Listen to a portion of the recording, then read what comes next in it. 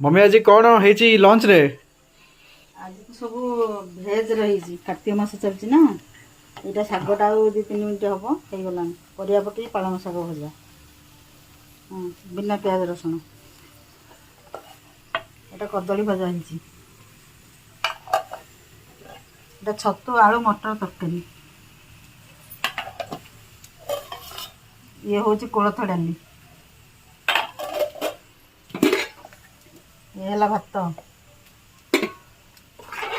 यहाँ है मटर आलू तरकारी आउ गोटे भर्ता हम गोटे टाइम हेल्ले करी ना पुआ खाଇବା टाइम है भर्ताटा को सीझे रखी सीटी जाइए यहाँ गोटे हम बैगण भर्ता आ सब भेज ना कौन दरकार तोर नाई नाई चलो ठीक अच्छे पापड़ करदे हाँ कर दिया आ कौन करिया बस।